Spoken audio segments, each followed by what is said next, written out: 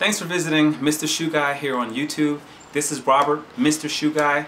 Hey, I wanted to make a video for you. It's not going to be the quickest video, but it will be an informative video for you and it will help you to understand the differences between the various sourcing outlets that you'll come across with shoes, with products overall. For me personally, when I'm sourcing shoes, buying shoes for resale, I actually go to a number of sources. And those would include Goodwill retail stores or outlet stores, Salvation Army retail stores, as well as yard sales. Now there are a few other places that I do go, but for the purposes of this video, I wanted to focus on some of the pros, cons, ups and downs of each one. So let me go through a few of the specifics so that you may or may not know, and I can give you some further examples and ideas for what you might find at what price points for these places. So again, we're going to focus on Goodwill, Salvation Army, and yard sales. So for number one, I would mention Goodwill. That's probably where I get the bulk of my shoes because I can, it's a physical location where you can count on there always to be a good amount of inventory. At a Goodwill, you're going to see probably dozens to maybe a couple hundred shoes on the shoe racks, and then you'll also see a special price section where there are a few of the more higher end, better brand type shoes. At a Goodwill, you're going to see two different prices again. You'll see like sometimes you'll see in some various parts of the US, you'll see price points that are lower than $10 generally. So somewhere between $3.99 to $4.99, maybe $6.99 or $9.99. You're going to see these types of shoes on the wall on a rack, and that's where you'll see most of the shoes. That's like your, I guess, the everyday person pair of shoes that will come in there. You'll see some Johnston & Murphys. You'll see sometimes a pair of Allen Edmonds. You'll see some sandals, athletic sandals. You'll see most of the stuff that, generally speaking, anybody might have. Now on the special price rack, they're going to reserve some of their best condition, some of their best brand shoes, and you're going to see higher price points. So that's why they call them special price. Almost always you'll see them higher than $10. Depends on where you are and depends on how savvy the employees at the Goodwill are, because you can see prices anywhere from $15 or $14.99 to $19.99. You might even see some prices on there for $30, $40, $50. I've seen prices at a Goodwill for $110 for a pair of boots. Now you may be wondering what makes these boots so expensive and why do they cost that much?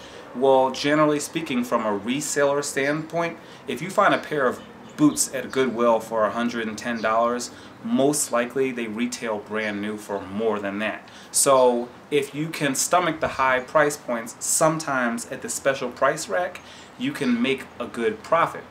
Sometimes, however, and this would be a con, sometimes the employees are a little too savvy and they know exactly what the price point, the going rate of the resale value of a shoe is, or any item, but for the purposes of this video, shoes or boots.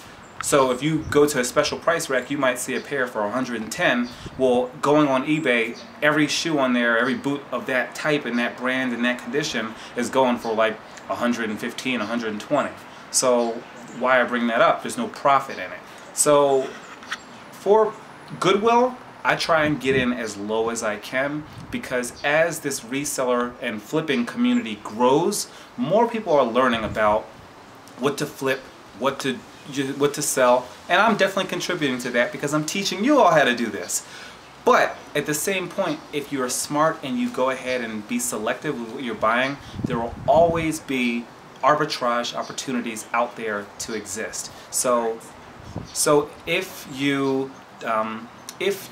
consider what you're going to buy and why you're going to buy it, because the price point's low, because the condition is great, because the brand is good, then you can make money at the Goodwill.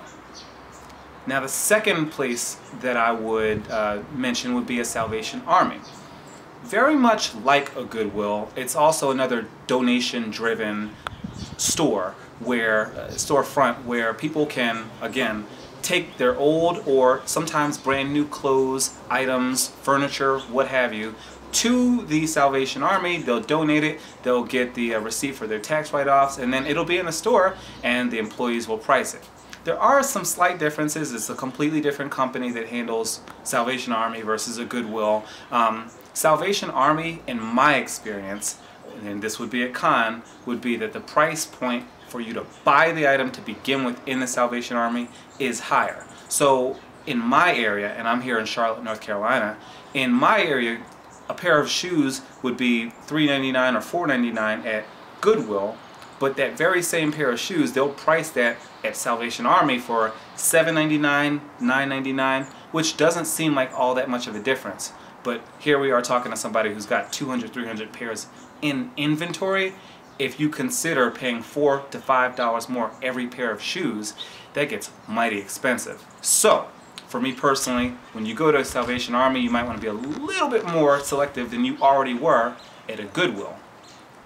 Now, that said, Salvation Army, there are still lots of pros in terms of being there. You're still paying way less than you would at the retail outlet, at a Nike store. You're still paying less than you would at Johnston & Murphy in the mall, where they're going to charge you $200 for a pair of shoes, or boots, or sandals, or whatever. So, Salvation Army, Goodwill, the pros of this is that you're going to get these items at a very good price point, generally speaking, even if you're paying a little bit more, because these stores are becoming more aware of what we're all doing. The con is that they are becoming more aware of what we're doing. You need to be savvy. You need to understand that condition is important. You need to understand you're not going to buy every single pair of shoes that you see. And so it's less of a con of these places, but it's just something that you need to keep in mind when you go to a Salvation Army or a Goodwill. So moving on to our third venue, our sourcing outlet for this particular video, I would mention yard sales. Yard sales, garage sales, whatever you call them. Basically those places where you might go, somebody's house or somebody's apartment on a Saturday morning, sometimes on Sunday mornings, to go ahead and get up early to find items that they have, again, used, or usually at a garage sale or a yard sale, you're going to see something that somebody's used because it's in their home. But sometimes people get Christmas presents, or they decide that I just don't want this thing, and so instead of turning to an eBay or to a Craigslist, they'll just put it out at a yard sale. To be honest, one of the pros about yard sales is you can happen rarely, sometimes I would say more seldom than more often, you can sometimes happen upon places where homes where they have really no idea what they have, and in terms of shoes, they might have 25 pairs of shoes.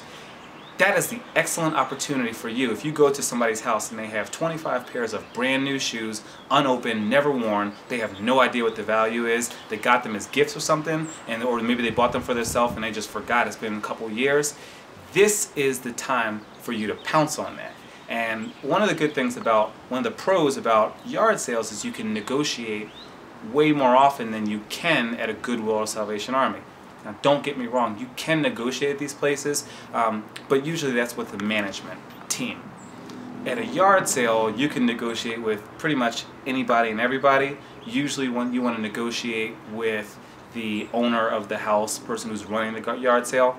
I'll definitely have a future video on negotiation tactics, so be on the lookout for that. I'll probably put a link right under this video, so just look on the annotations for that. But that's one of the biggest pros about yard sales, that you can negotiate, that you can be at a place where maybe people don't have the research and the tools available to know what something really costs. That's where your true arbitrage opportunities are. So one of the cons about yard sales, and I could go on with many pros and cons, but one of the biggest cons is that with yard sales, you're not going to know what is a good house and what's a bad house to go to. So you're going to basically make a list of places that you want to go. You're going to make a list. The one website I do recommend for coming up, well actually two I would say, for coming up with yard sale locations. One would be gsailor.com, GSALR.com, and then also Craigslist.com. If you search Craigslist and say just yard sales in whatever your area you're in, they'll come up, and they'll come up for Saturday mornings. I recommend making a list of probably 10 to 12 yard sales. I recommend very much getting up early as you possibly can, and I'll do a video on that by itself, and going out. If you can go to probably 10 to 12 yard sales, you're going to stand a good chance of running into at least one or two if you have kind of targeted within those two sites that I mentioned for things you're looking for: shoes, boots, sandals, running shoes, hiking boots, those type of things. If you've targeted it well and you've got a good list of probably 10 to 12 places, you're bound to find something that is good. So that's all. I just wanted to make a quick list of the Goodwill, Salvation Army, and the yard sales, pros and cons for each one, and share a couple quick tips with you. This video's gotten a little bit longer, but I hope you've been able to find some good value in this video. If you like what you see in here, please like this video, please comment, please subscribe, and I thank you very much for checking out Mr. Shoe Guy here on YouTube. Take care and have a blessed day.